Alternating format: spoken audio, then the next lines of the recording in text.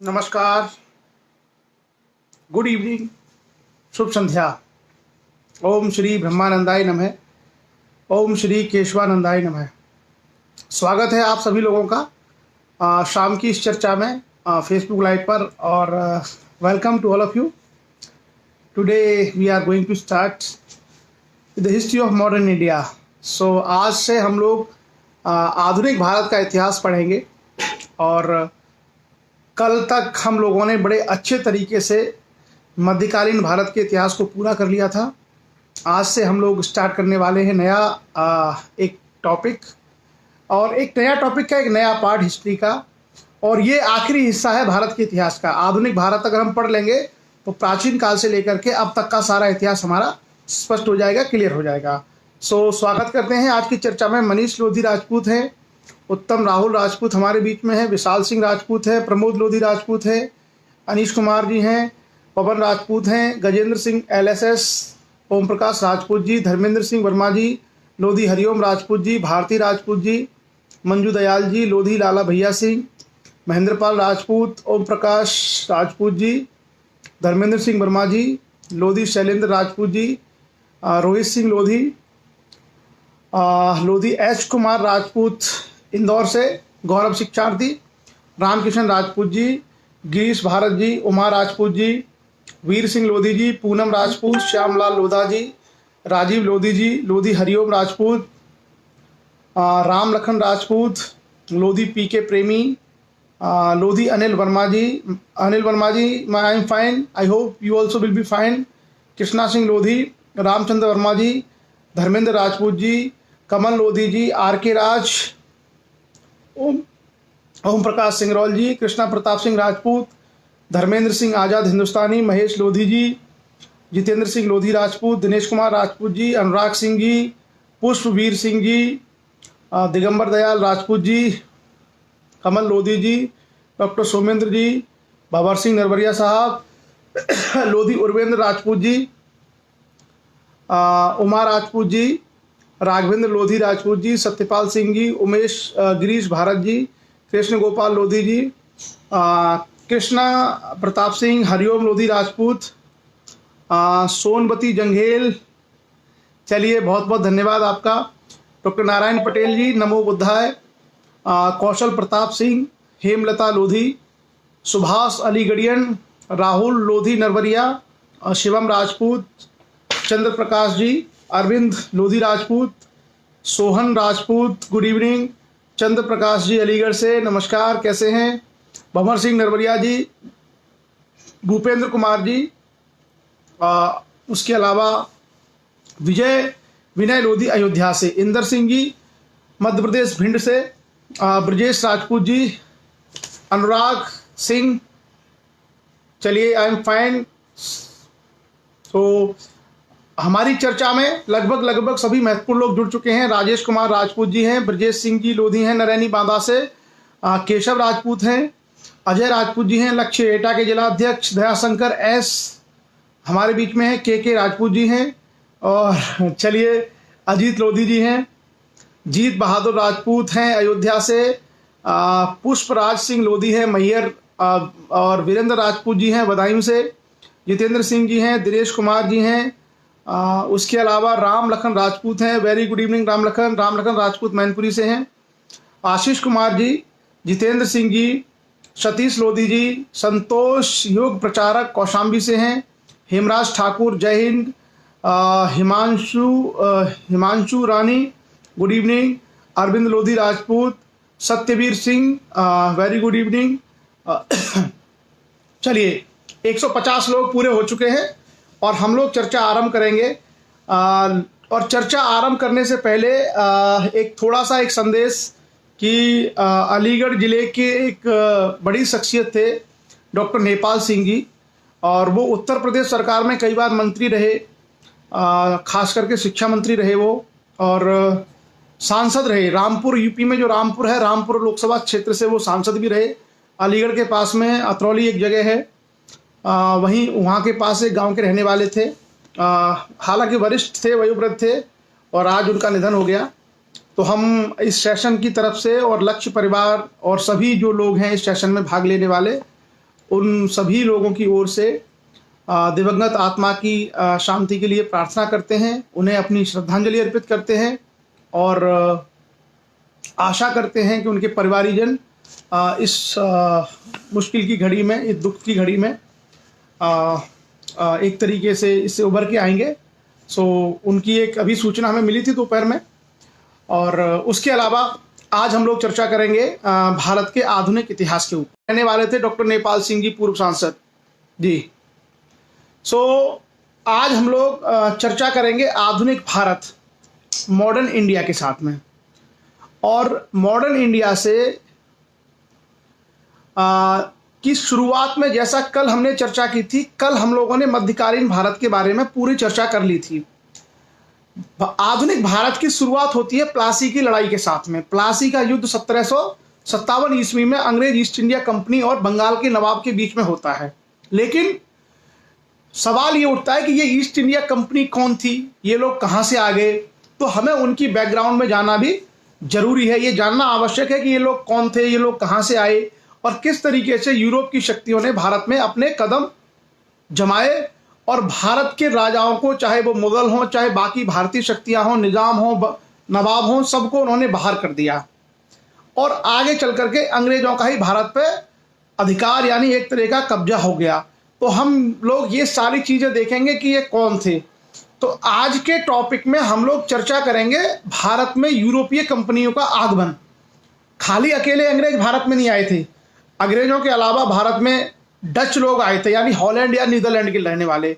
भारत में पुर्तगाली भी आए थे, भारत में फ्रांसीसी भी आए थे। तो हम लोग इन सब के बारे में देखेंगे कि ये सभी लोग कौन कौन थे, किस कारण से ये लोग भारत में आए और किस तरीके से इन्होंने भारत में अपनी व्यापारिक कंपनियां स्थापित की और आगे चल करके इन लोगों ने भारत में अपने राज्य कायम कर लिए। खास करके फ्रांसीसियों ने, अंग्रेजों ने और पुर्तगालियों ने बहुत बड़े क्षेत्र पे उन्होंने अपना आधिपत्य किया और एक तरीके से इस काल में ही भारत का सर्वाधिक जो धन संपदा है वो अंग्रेज ही लूट के ले गए।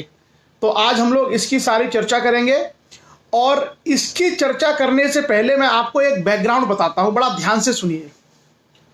बेसिकली सन 800-900 ईस्वी से लेकर के और 1200-1300 ईस्वी का समय यूरोप के इतिहास में डार्क एज के नाम से जाना जाता है।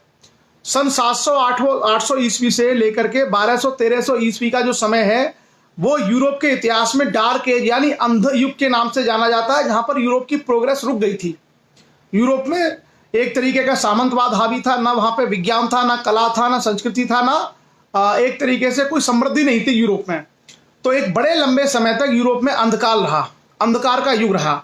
और उसी से हम देखते हैं कि भारत भी मजबूत था और अरब काफी मजबूत थे। आपने देखा होगा कि सन 712 ईस्वी में मोहम्मद बिन कासिम ने भारत पर आक्रमण किया और उसके बाद मोहम्मद बिन कासिम के आक्रमण के बाद आपने देखा होगा कि तमाम यूरोपीय शक्तियों ने, तमाम जो अरब की शक्तियां हैं, उन्होंने धीरे धीरे भारत पर अपना आक्रमण किया और भारत को सहित दुनिया भर में, यानी अरब जो है 8वीं 9वीं 10वीं शताब्दी में अरब लोग कहां तक पहुंच गए थे, स्पेन और उत्तरी अफ्रीका तक। यानी स्पेन से लेके जो उत्तरी अफ्रीका है, उस उत्तरी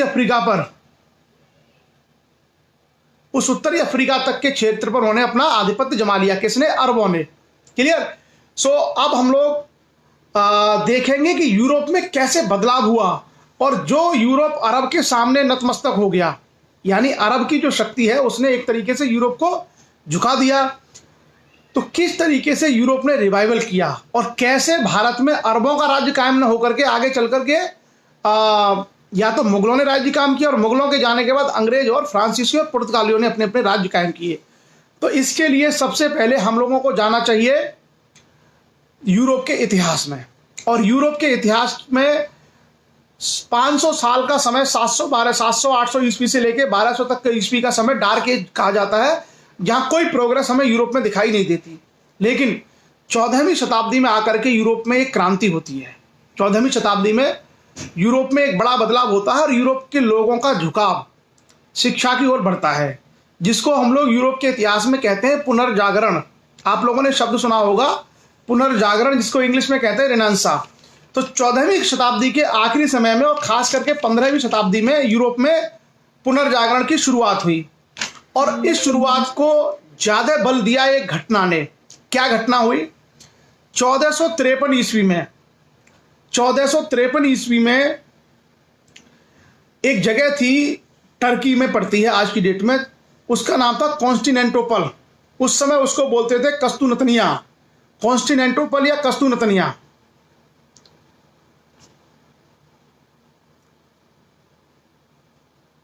एडवोकेट रवि राजपूत को समझ में नहीं आ रहा है, आपके द्वारा पढ़ाया हुआ कैसे नोट करें आप लोग। इस एडवोकेट रवि राजपूत, इसको आप दोबारा सुन लेना बाद में सुन के आप धीरे धीरे इसको रिकॉर्ड कर लेना, नोट कर लेना, ठीक है। और ये कथा नहीं है भाई, ये बहुत काम की और ज्ञान की चीजें हैं। क्लियर? सो चलिए, तो जो कस्तूनतनिया नाम का जो शहर था एक, वो शहर क्या था? उस शहर के जरिए ही व्यापार होता था यूरोप और पूर्व के देशों के साथ में, खास करके ईरान, इराक, अफगानिस्तान, भारत, स्थलीय व्यापार। यानी कॉन्स्टेंटिनोपल जो जगह थी, जिसको हम लोग हिंदी में कस्तूनतनिया बोलते थे, आज की डेट में उसका नाम इस्तांबुल है। आज की डेट में अगर आप उसको देखेंगे तो इंटरनेट पे आपको वो शहर मिल जाएगा। तुर्की में एक शहर है इस्तांबुल। तो तुर्की वाले एरिया को उस समय हम लोग कहते थे ओटोमन अंपायर। ओटोमन अंपायर का वो हिस्सा था और उस्मानी साम्राज्य, उस्मानिया साम्राज्य का एक हिस्सा था वो एरिया। लेकिन जो इस्तांबुल है, आज की डेट में जो इस्तांबुल है, उस समय इसका नाम कॉन्स्टेंटिनोपल या कस्तूनतनिया था। और ये शहर यूरोप के लोगों के कब्जे में था, यानी यूरोप के जो देश थे उनका इस पर आधिपत्य था। इस कारण से यूरोप के व्यापारी, बहुत सारे लोग व्यापार करने के लिए कॉन्स्टेंटिनोपल यानी आज का इस्तांबुल है, आज के इस्तांबुल से होते हुए स्थल मार्ग से यूरोप पहुंचते थे। ईरान, अफगानिस्तान, इराक, अरब, भारत, वहां तक ये व्यापार करते थे समुद्र के रास्ते से। 1453 में एक घटना घटी। जो तुर्की का सम्राट था, तुर्की के सम्राट ने, जो उस्मानिया साम्राज्य कहा जाता था, उसके सम्राट ने यूरोपियों को भगा करके कॉन्स्टेंटिनोपल जीत लिया। यानी जो इस्तांबुल सिटी है, या जिसको हम लोग कस्तूनतनिया कहते हैं, इस शहर को, पहले उसका नाम कस्तूनतनिया था, आज की डेट में इस्तांबुल है। इस शहर को उन्होंने अपना कब्जा कर लिया। किसने? तुर्की के सम्राट ने। और तुर्की के सम्राट क्या था? मुस्लिम था। तो अब यूरोप और पूरब, खास करके इराक, ईरान और भारत जैसे देशों के साथ में यूरोप का स्थल मार्ग अवरुद्ध हो गया। लेकिन यूरोप के लोगों को भारत के व्यापार की जरूरत थी, खास करके यूरोप ठंडे देश थे, तो वह मसाले इत्यादि की बहुत जरूरत थी। तो एक तरीके से यूरोप के सामने यह विकल्प खत्म हो गया कि अब वो भारत जैसे देशों के साथ, इंडोनेशिया के साथ, और ऐसे जो बड़े बड़े जिनके पास बहुत सारा उत्पादन होता था, वहां से अपना व्यापार कैसे करें। इसी क्रम में आगे चल करके यूरोप के लोगों ने, जब कॉन्स्टेंटिनोपल उनके अपना साहित्य लेके चले गए रोम, इटली की राजधानी, और रोम में यूनान का और पुराना जो अरस्तु, सुकरात, इनका जो साहित्य था ये पढ़ा जाने लगा। तो अब यूरोप ने पुनः अपने अतीत, क्योंकि यूनान पहले बहुत मजबूत देश था, तो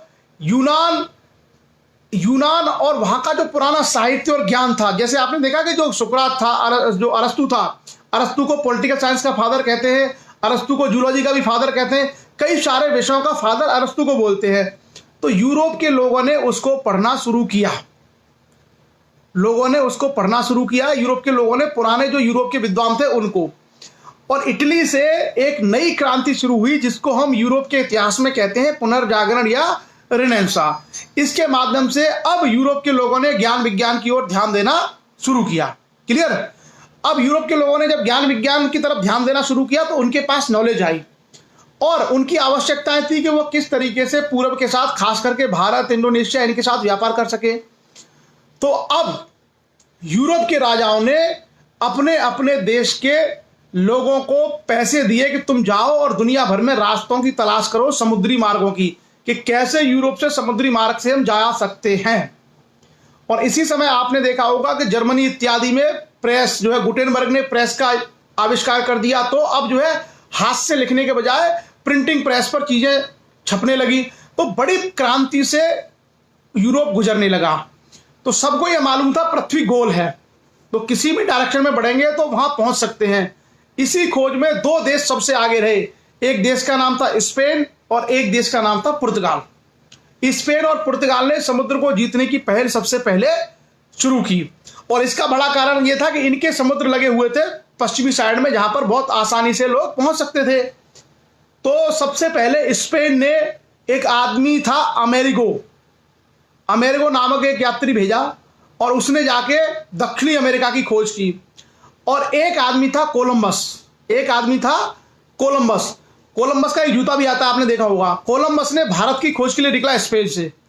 कोलंबस चला पश्चिम की ओर, और पश्चिम की ओर जाते जाते कोलंबस भारत में पहुंच के कहां पहुंच गया?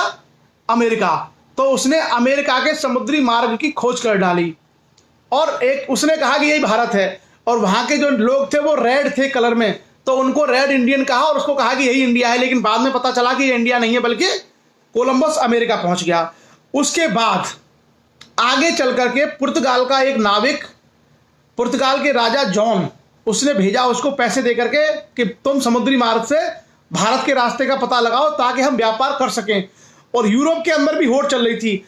यूरोप में फ्रांस और पुर्तगाल के बीच में स्पेन, पुर्तगाल के बीच में स्पेन, इंग्लैंड के बीच में, इन सारे देशों में भी होड़ चल रही थी कि कौन सबसे ज्यादा व्यापार करे, कौन सबसे ज्यादा समृद्ध हो पाए।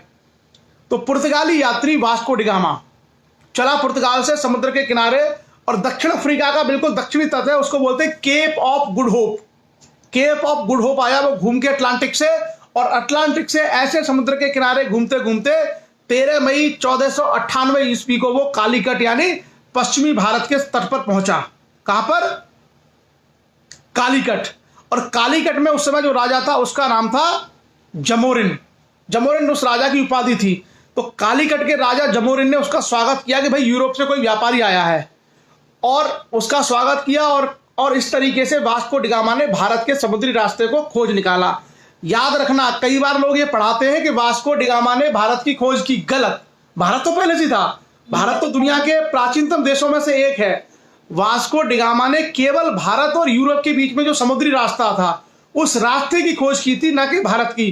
कुछ लोग जो है, मैंने देखा कुछ किताबों में लिखते हैं कि भारत की खोज किसने की थी, तो आंसर लिखते थे वास्को डी गामा। नहीं, वास्को डी गामा ने भारत की खोज नहीं की थी, बल्कि वास्को डी गामा ने यूरोप के रास्ते अटलांटिक महासागर से होते हुए दक्षिण अफ्रीका के दक्षिणी हिस्से, जिसको केप ऑफ गुड होप होते, वहां से बोलते हुए वो भारत में समुद्री तट तक आया, पश्चिम के समुद्री तट तक कालीकट पहुंचा।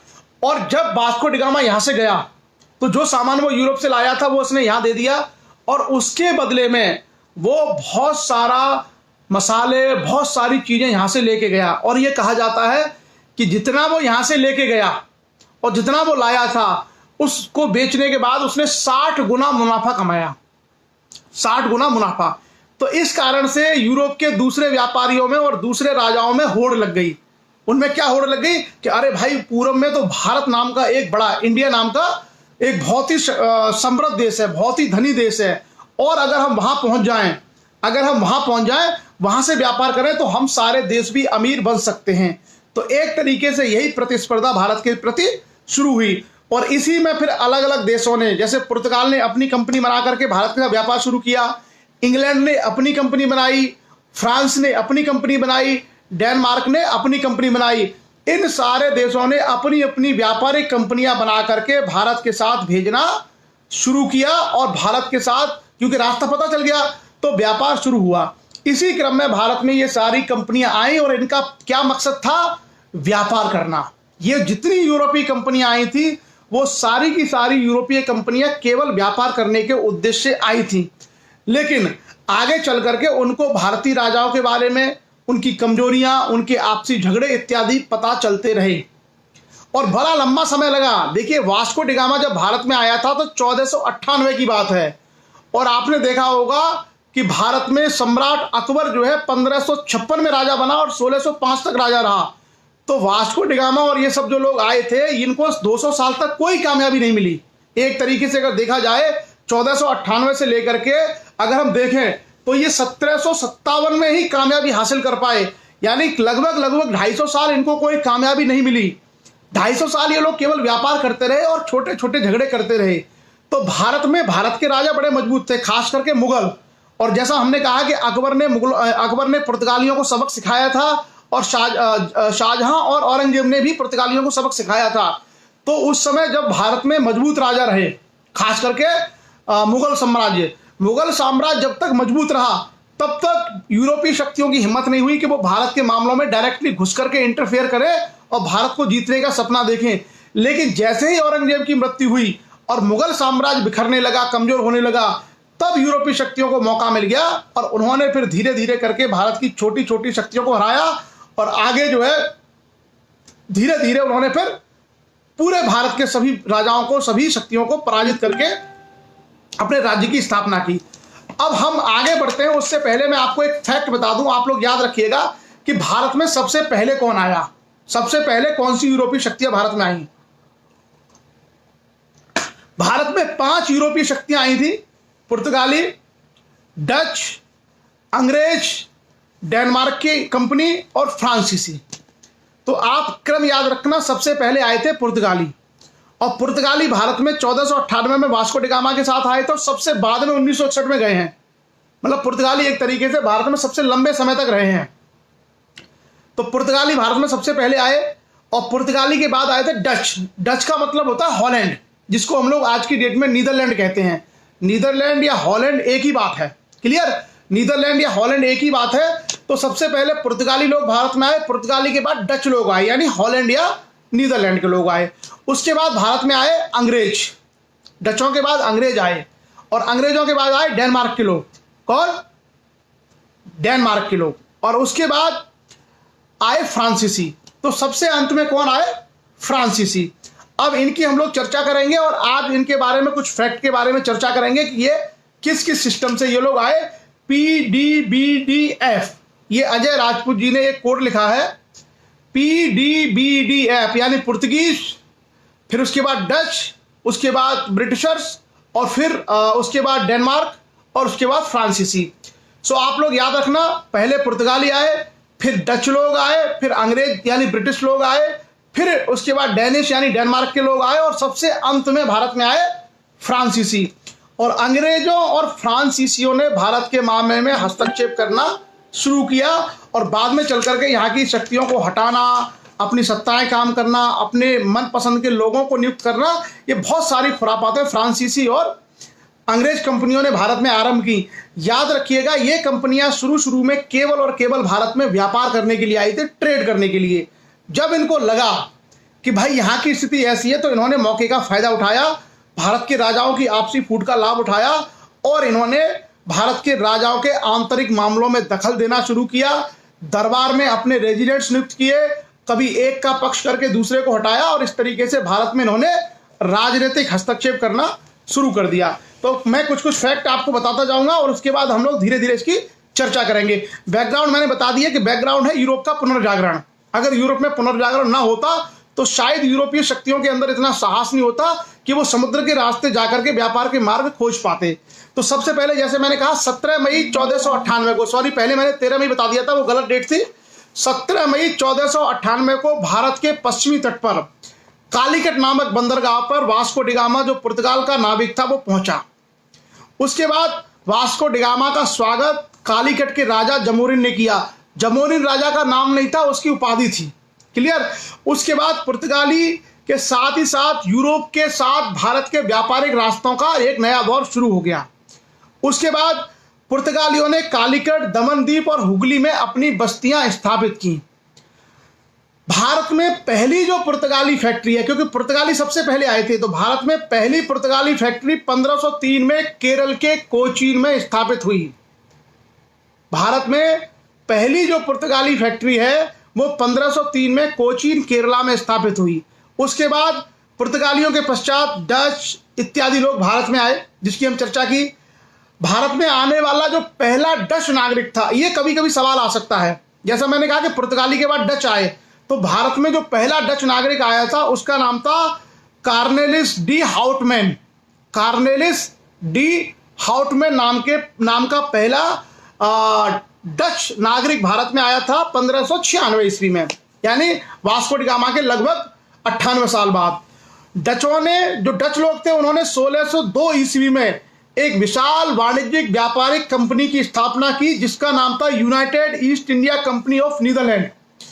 जो डच लोग थे, यानी जो हॉलैंड या नीदरलैंड के निवासी थे, इन्होंने 1602 ईस्वी में एक कंपनी बनाई जिसका नाम था United East India Company of Netherland. उसी तरीके से एक कंपनी मिलेगी आपको ब्रिटिश ईस्ट इंडिया कंपनी, जो अंग्रेजों की होगी। डेनमार्क की ईस्ट इंडिया कंपनी की स्थापना 1616 ईस्वी में हुई। इस कंपनी ने 1620 में त्रावणकोर है तमिलनाडु में, और 1667 में श्रीरामपुर है वेस्ट बंगाल में, वहां पर अपनी व्यापारिक बस्तियां स्थापित की। उसके बाद 1854 में डेनमार्क ने अपनी व्यापारिक कंपनियां अंग्रेजों को बेच दी। यानी डेनमार्क के जो लोग थे, डेनिश लोग पहले ही चले गए।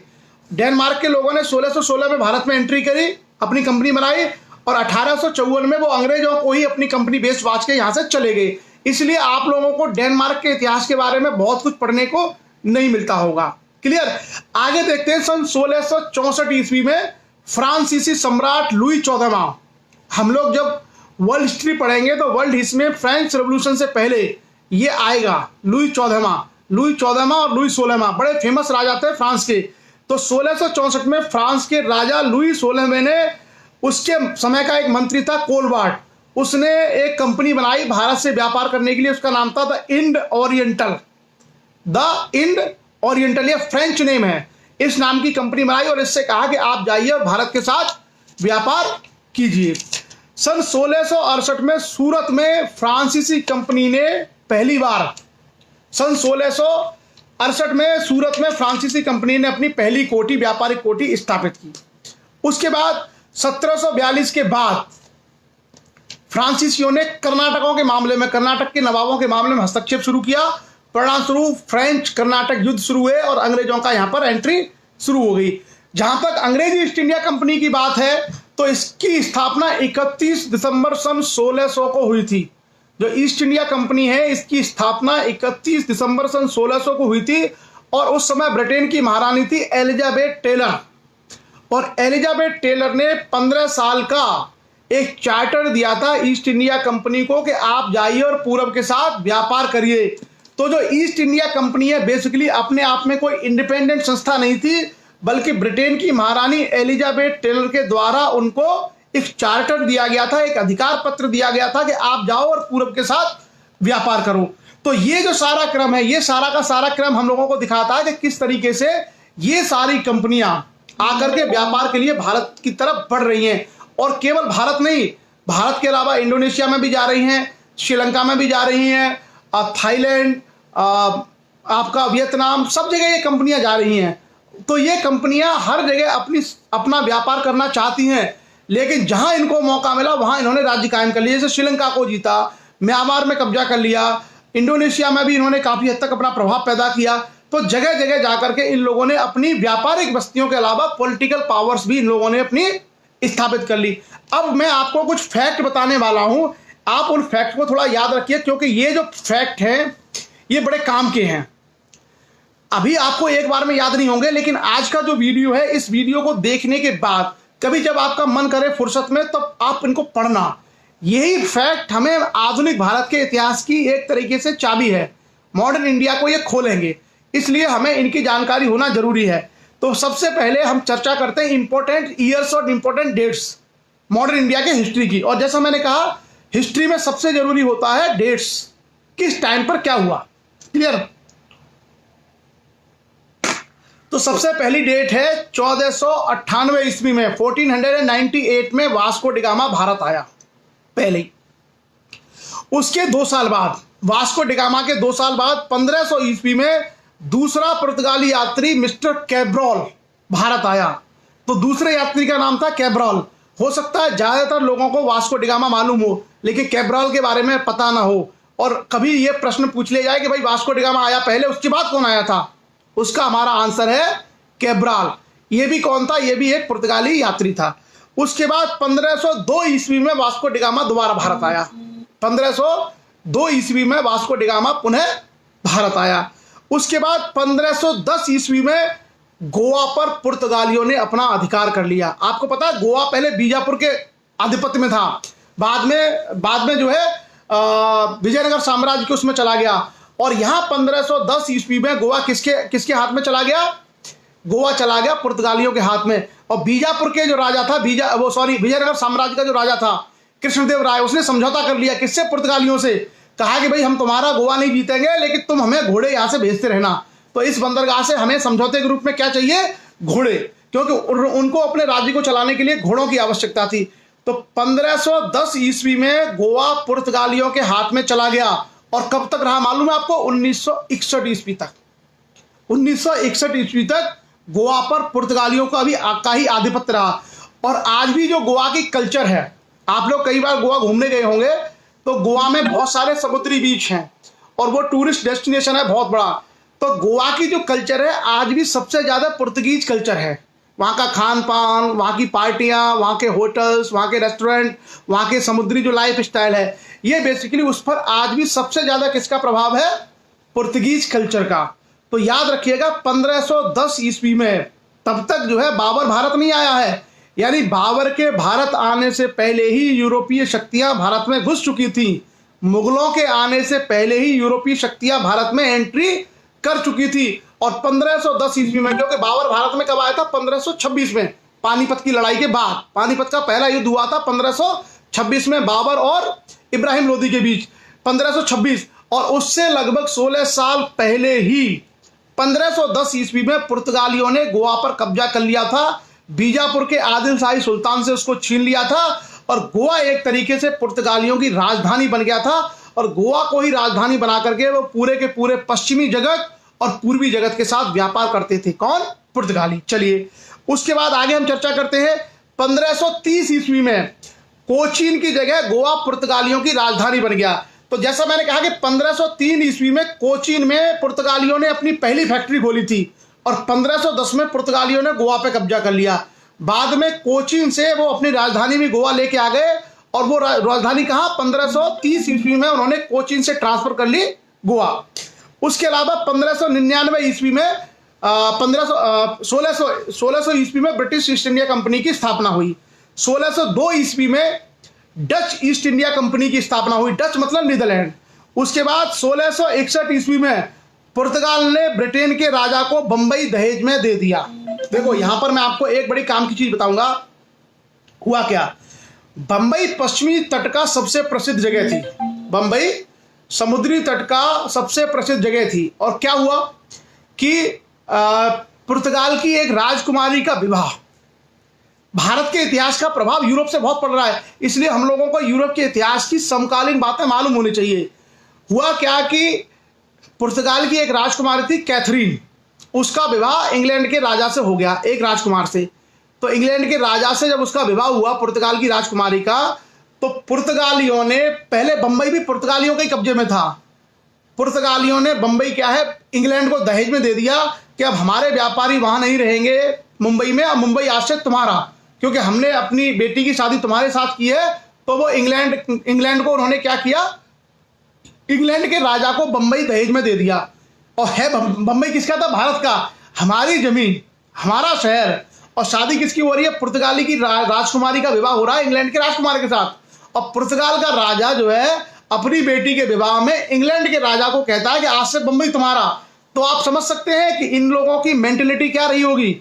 इनकी मनोदशा ये थी कि पुर्तगाल की राजकुमारी का विवाह इंग्लैंड के राजा के साथ होता है और दहेज में क्या दे रहा है? बंबई। पुर्तगाल का कोई हिस्सा नहीं दिया उसने। तो एक तरीके से वो लोग पुर्तगाल को अपनी क्या समझते थे, इसको बंबई वगैरह को, भारत के तटवर्ती एरिया को अपनी जागीर। तो ये इस घटना के बाद से बंबई को लेकर के पुर्तगालियों और अंग्रेजों के बीच में फिर कोई झगड़ा नहीं हुआ, क्योंकि फिर बंबई क्या है अंग्रेजों की ही एक तरीके से कैपिटल बन गया। क्लियर? आगे हम चर्चा करते हैं। आगे जो डेट है 1664 ईस्वी में फ्रांसीसी ईस्ट इंडिया कंपनी की स्थापना हुई, जिसकी चर्चा ऑलरेडी हम लोग कर चुके हैं। 1690 ईस्वी में जॉब चार्नॉक द्वारा कलकत्ता की स्थापना की गई। अब आपको समझ में आ गया होगा कलकत्ता किसने बनवाया था। कुछ लोगों को लगता होगा कलकत्ता पहले से ही था, नहीं। जॉब चार्नॉक नाम का एक अंग्रेज आदमी था, उसने सन 1690 ईस्वी में कलकत्ता को बसाया था। कलकत्ता शहर की स्थापना जॉब चार्नॉक ने की थी, कुछ छोटी व्यापारिक कोठियां, और उसके बाद वो डेवलप होता चला गया। उसके बाद सन 1760 में एक लड़ाई हुई, वांडियावाश का युद्ध। इस युद्ध में अंग्रेजों ने फ्रांसीसियों को 1760 में निर्णायक रूप से हरा दिया था। इसकी चर्चा हम लोग आगे करेंगे डिटेल में। क्लियर? अच्छा, जो कंपनियां थी एक बार मैं इनके नाम आपको बता दूं, शायद आपको याद रहे। जो पुर्तगाल की कंपनी थी उसका नाम था एस्टाडो डा इंडिया। आप लोग याद रखिएगा, पुर्तगाल की जो कंपनी थी जो भारत के साथ व्यापार करने के लिए बनाई गई थी पुर्तगाल के राजा के द्वारा, उस कंपनी का नाम था एस्तादो द इंडिया। और ये कंपनी कब बनी थी? 1498 में, वास्को डी गामा जब आया था। जो इंग्लैंड की कंपनी थी, ब्रिटेन की, उसका नाम था British east India company. British east India company, ये नाम था अंग्रेजों की कंपनी का, और प्रचलित नाम क्या था? ईस्ट इंडिया कंपनी, हम लोग जानते ही हैं। हॉलैंड की जो कंपनी थी उसका नाम था डच ईस्ट इंडिया कंपनी। जो हॉलैंड की या नीदरलैंड की कंपनी थी उसका नाम था डच ईस्ट इंडिया कंपनी। और जो डेनमार्क की कंपनी थी उसका नाम था डेन ईस्ट इंडिया कंपनी। और फ्रांसीसी कंपनी का नाम था फ्रांसीसी कंपनी, जो मैंने अभी आपको बता दिया। तो कुल मिलाकर के ये सारी की सारी हमारी फैक्ट्स हैं। अभी हम लोग कुछ और फैक्ट पे चर्चा करेंगे, और एक बार जब ये सारे फैक्ट क्लियर हो जाएंगे उसके बाद हम आएंगे कि जब भारत में फ्रांसीसी, पुर्तगाली, अंग्रेजों की जब एंट्री हो रही है तो भारत की पॉलिटिकल स्थिति कैसी है, कौन से एरिया से वो घुस सकते हैं, कौन कौन से राजा हैं, कौन कौन से नवाब हैं जिनके साथ में वो संघर्ष करके भारत के मामलों में एंट्री कर सकते हैं, उसकी भी चर्चा हम लोग करेंगे। तो सबसे पहले मैं आपको बताता हूं, पुर्तगाल और स्पेन के लोगों ने भौगोलिक खोजों की शुरुआत की यूरोप से, जिसकी चर्चा हमने आरंभ में की थी कि जब पुनर्जागरण आया यूरोप में तो सबसे पहले इसमें आगे थे स्पेन और पुर्तगाल। और स्पेन और पुर्तगाल क्या है? एकदम पश्चिमी देश हैं, अटलांटिक महासागर से लगे हुए। तो उन्होंने सबसे पहले भौगोलिक खोजों की शुरुआत की। पुर्तगाल का एक नाविक था, मैं आपको कुछ कुछ फैक्ट इसलिए बता रहा हूं कि ये वीडियो आप आगे भी इसका उपयोग कर सकते हैं, क्योंकि एक साथ फिर बहुत सारे फैक्ट को चर्चा कर पाना संभव नहीं होता है। पुर्तगाल का एक नाविक था बार्थोलोमो डियाज, नाम थोड़ा बड़ा है। बार्थोलोमियो डियाज नाम का एक पुर्तगाली व्यक्ति था, नाविक था, जिसने 1487 में उत्तमाशा अंतरीप की खोज की। उत्तमाशा अंतरीप की इसने खोज की, जिसको हम लोग बोलते हैं Cape of Good Hope. Cape of Good Hope है जो दक्षिण अफ्रीका का बिल्कुल समुद्र का किनारा है वहां पर। उसके बाद 1494 ईस्वी में कोलंबस नाम के व्यक्ति ने, जो स्पेन का रहने वाला, अमेरिका की खोज की। उसके बाद वास्को डी गामा का मैंने आपको बता दिया। और उसके अलावा 1503 ईस्वी में पुर्तगालियों ने भारत में सबसे पहले कोचीन में अपनी फैक्ट्री खोली। अब देखिए पुर्तगाली किस तरीके से भारत में आगे बढ़ते हैं। 1505 ईस्वी में फ्रांसिस्को डी अल्मीडा, ये नाम बड़ा याद रखना आप, बहुत काम का नाम है ये। 1505 ईस्वी में फ्रांसिस्को डी अल्मीडा प्रथम पुर्तगाली वायसराय बन के भारत आया। तो खाली अंग्रेजों ने वायसराय नहीं बनाए थे, अंग्रेजों से पहले जो पुर्तगाली थे और फ्रांसीसी थे, ये सब भारत में अपना प्रतिनिधि बनाते थे, और उनकी भाषा में इसका नाम था वायसराय। वायसराय। तो सबसे पहले 1505 ईस्वी में पुर्तगाल ने फ्रांसिस्को डी अल्मीडा को भारत का वायसराय बना के भेजा। तो कभी अगर आपके सामने ये सवाल आता है कि पहला पुर्तगाली भारत में कौन आया, तो वो हमारा आंसर होगा कि वास्को डी गामा पहला व्यक्ति था जो भारत में आया। दूसरा कौन था? कैब्राल। और पहला पुर्तगाली वायसराय कौन था, यानी भारत में किसी यूरोपीय शक्ति के द्वारा पहला जो वायसराय बनाया गया था उसका नाम था क्या था? उसका नाम था फ्रांसिस्को डी अल्मीडा। और आप लोग याद रखना, फ्रांसिस्को डी अल्मीडा फ्रांस का नहीं था, पुर्तगाल का था। इसका नाम से ऐसा लग रहा है फ्रांसिस्को डी अल्मीडा, तो फ्रांस का नहीं था। बेसिकली कहां का रहने वाला था ये? पुर्तगाल का। पुर्तगाल के राजा ने इसको वायसराय बना करके भेजा भारत। आगे क्या हुआ? 1510 ईस्वी में अल्बुकर्क, जो अगला जो वायसराय था उसका नाम था अल्बुकर्क। और 1510 ईस्वी में अल्बुकर्क ने बीजापुर के आदिल शाही राजा यूसुफ सुल्तान से गोवा जीत लिया। इससे पहले जो अल्मीडा था, अल्मीडा का मुख्य उद्देश्य क्या था? जो पहला वायसराय था फ्रांसिस्को डी अल्मीडा, उसका पहला मकसद था कि जो समुद्र है, समुद्र पर कब्जा कर लो, किसी भी शक्ति को समुद्र में हरा दो, किसी के बेड़े को तोड़ दो, किसी के जहाज को डुबा दो, और अगर हम समुद्र में शक्तिशाली रहेंगे तो हम भारत या यूरोप के साथ, पूर्वी देशों के साथ बहुत आसानी से व्यापार कर सकते हैं। तो इसके लिए फ्रांसिस्को डी अल्मीडा ने एक पॉलिसी अपनाई कि हम समुद्र में किसी को नहीं जीतने देंगे। अगर कोई भी दूसरे देश का जहाज समुद्र से निकलता है तो उन्होंने कहा उसको डुबा दो, उसको तोड़ दो। और इसी पॉलिसी को कहा जाता है blue water policy. Blue water policy, समुद्र के पानी को नीला पानी कहा जाता है ना, ब्लू वाटर, तो इसी को कहा जाता है ब्लू वाटर पॉलिसी।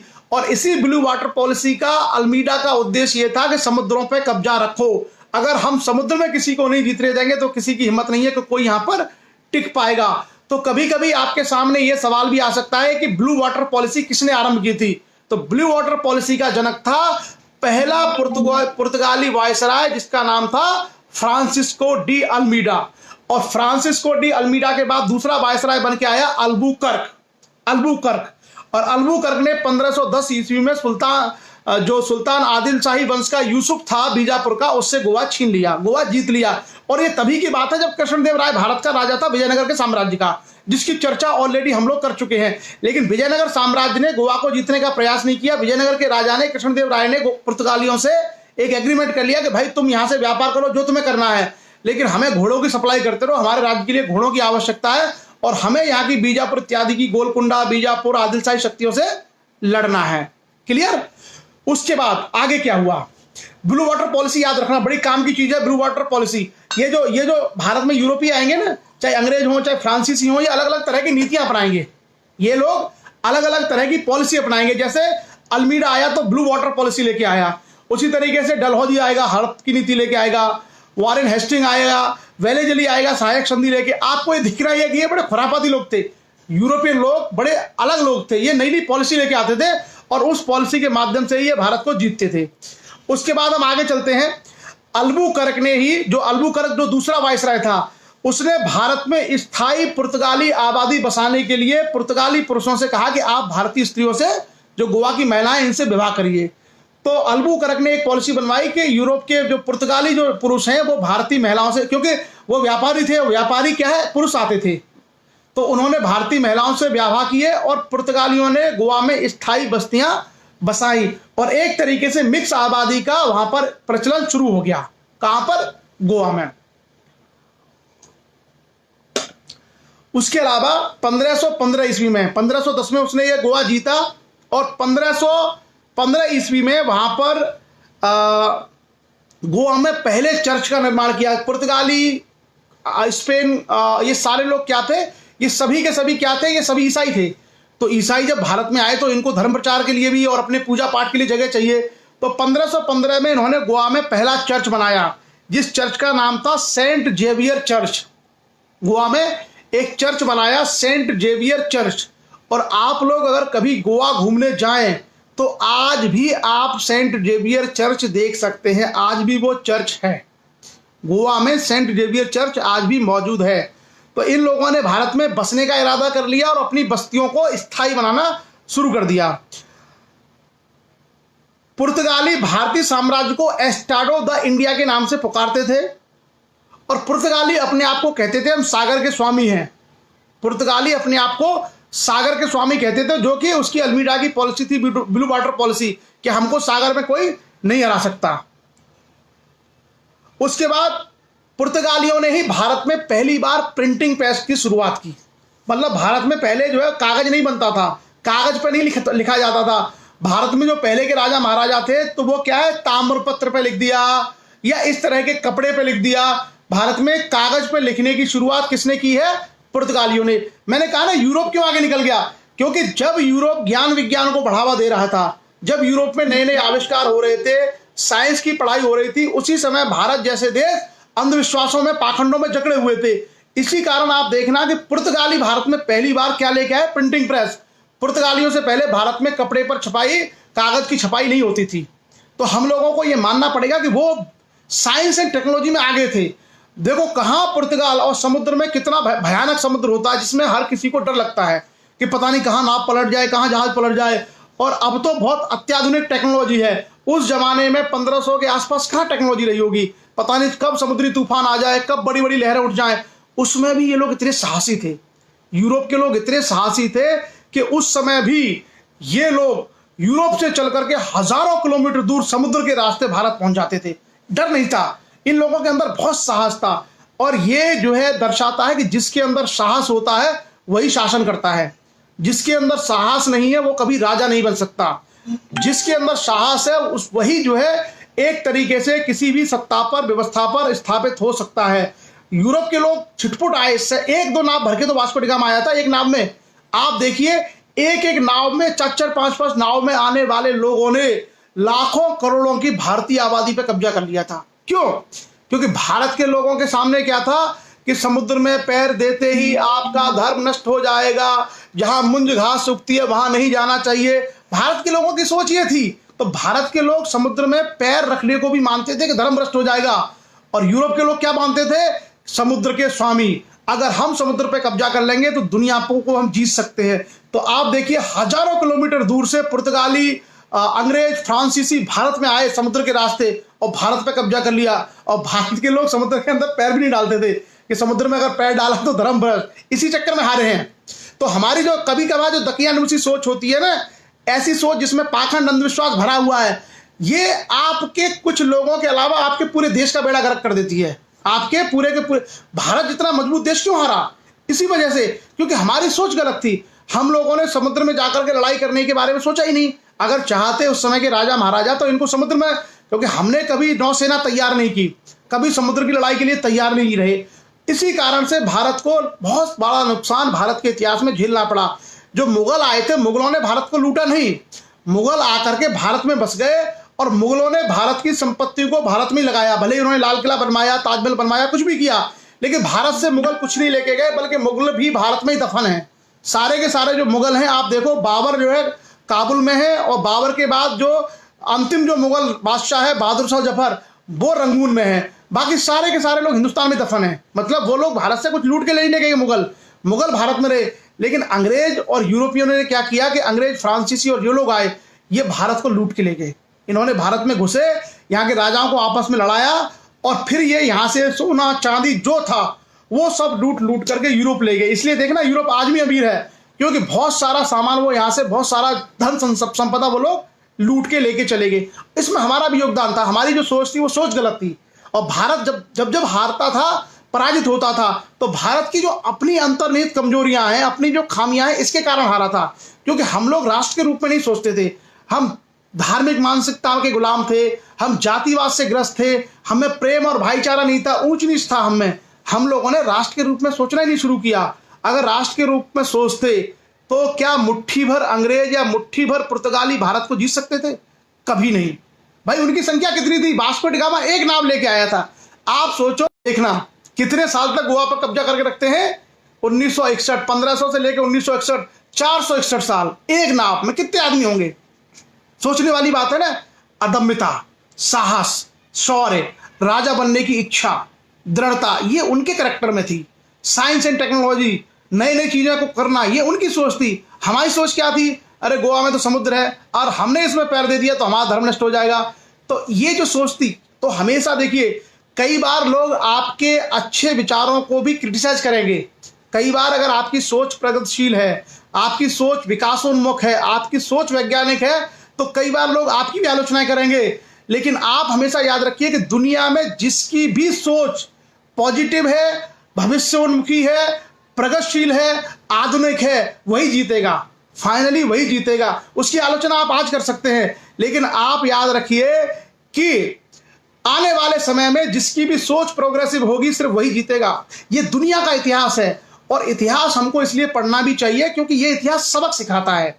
ये इतिहास हमको मैसेज देता है कि किस कालखंड में क्या हुआ और क्यों हुआ, कौन सी ऐसी वजह थी।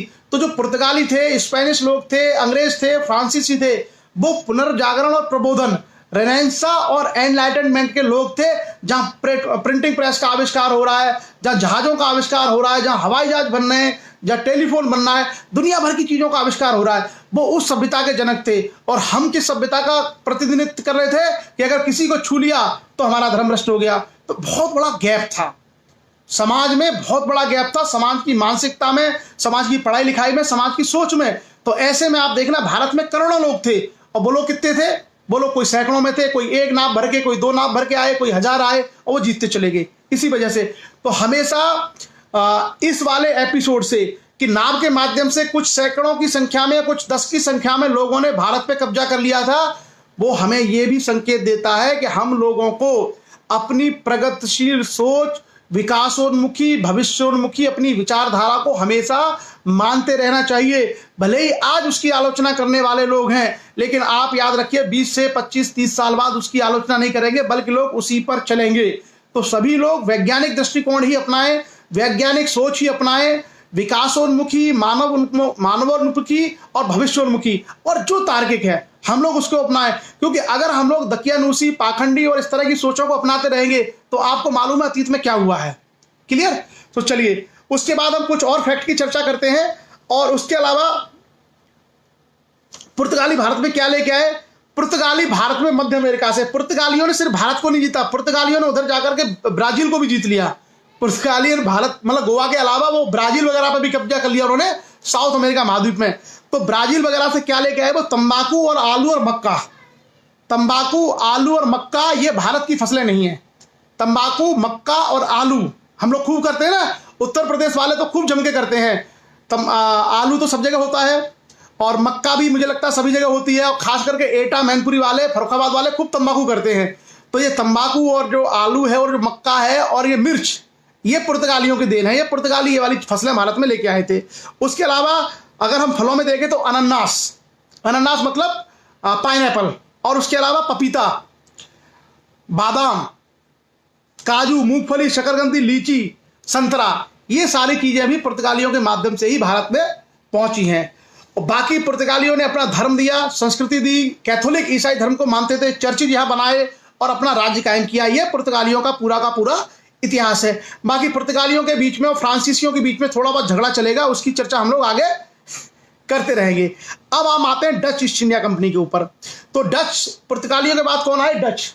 अभी हमारे पास समय है, ये मैं इन सब चीजों की चर्चा इसलिए कर रहा हूं ताकि आप सभी लोगों का हिस्ट्री का बैकग्राउंड क्लियर हो जाए कि भारत में अचानक ऐसा कैसे हुआ। अभी तो हम लोग ये समझते हैं कि भाई अंग्रेजों ने कब्जा कर लिया, लेकिन ऐसा नहीं है। अंग्रेजों के आने से पहले बहुत बड़ी बैकग्राउंड है, और उस बैकग्राउंड में पुर्तगाली हैं, उसमें डच है, उसमें फ्रेंच हैं, उसमें डेनिश हैं, और उसमें यूरोप का इतिहास है कि यूरोप में उसी समय जो एनलाइटमेंट यानी प्रबोधन का और पुनर्जागरण का जो काल चल रहा है, वैज्ञानिक युग चल रहा है, जिस युग में आविष्कार और खोजें हो रही है, वो कहीं ना कहीं अपना प्रभाव जरूर छोड़ेंगी। क्लियर? आगे, और आगे हम आते हैं डच। तो डच का मतलब नीदरलैंड। आज भी इंग्लैंड के पास में एक देश है नीदरलैंड या हॉलैंड। क्लियर? डच लोग जो थे वो नीदरलैंड के निवासी थे, और 1602 ईस्वी में डच कंपनियों को मिला करके, कई सारी डच कंपनियों को मिला करके एक कंपनी बनी थी जिसका नाम था United East India Company of Netherland, और इसको कहा गया कि यह भारत के साथ अपना व्यापार करेगी।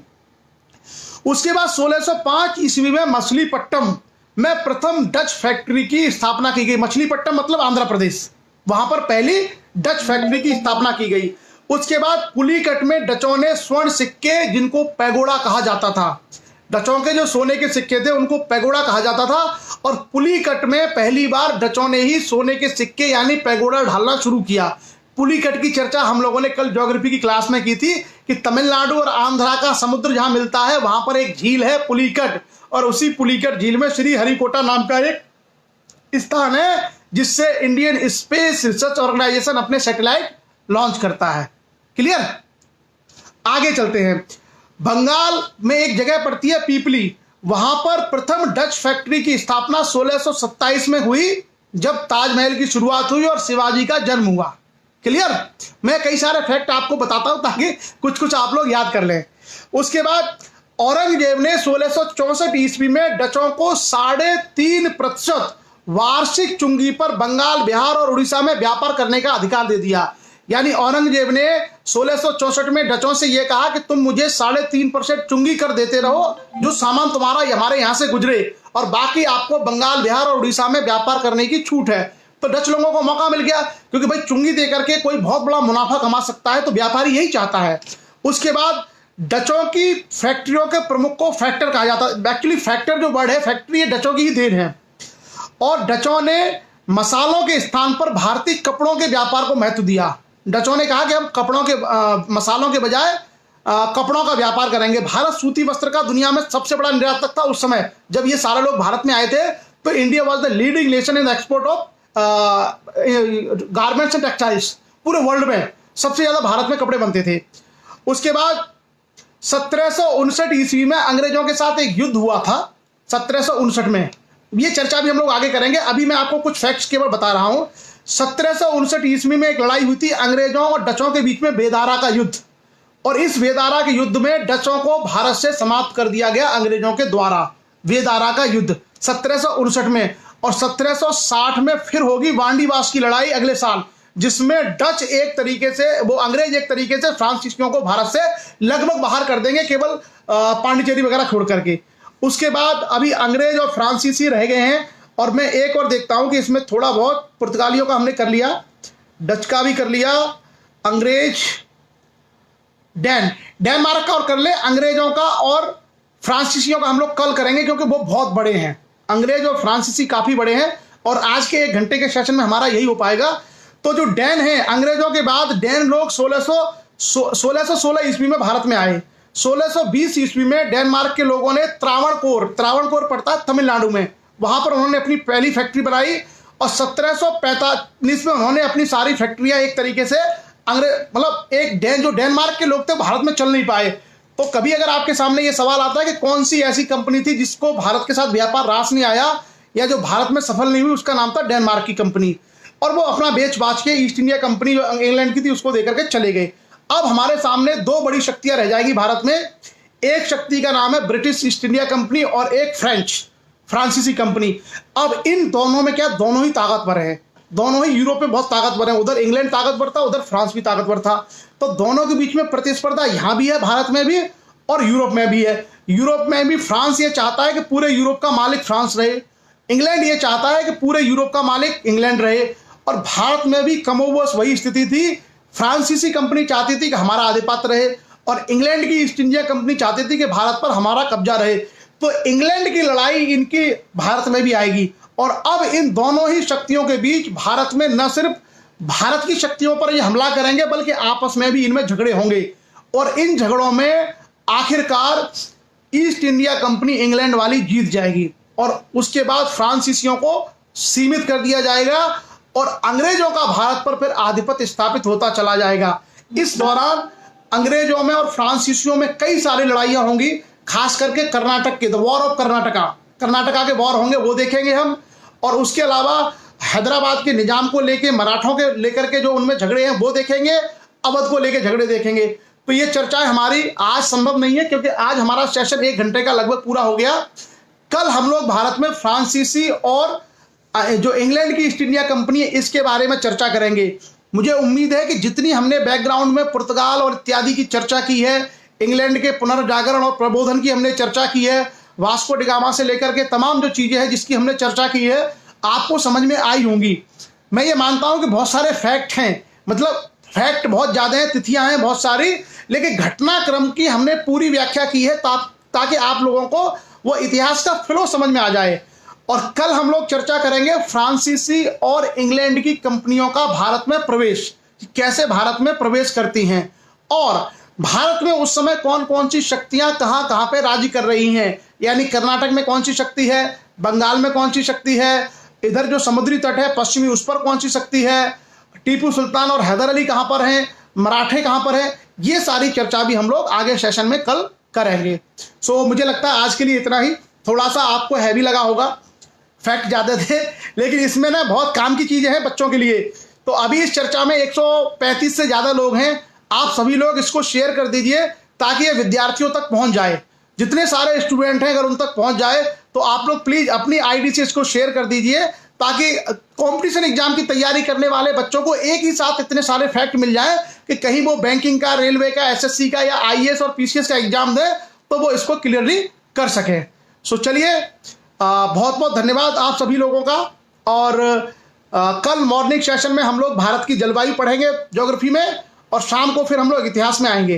तो आज के लिए हमारी तरफ से इतना ही। आज के सेशन को हम लोग यही विराम देते हैं। आप सभी लोग इसमें जुड़े, चर्चा में भाग लिया और अपना महत्वपूर्ण समय दिया, उसके लिए पुनः आप सभी लोगों का बहुत बहुत आभार। आज के लिए बस इतना ही। शुभ रात्रि, जय हिंद।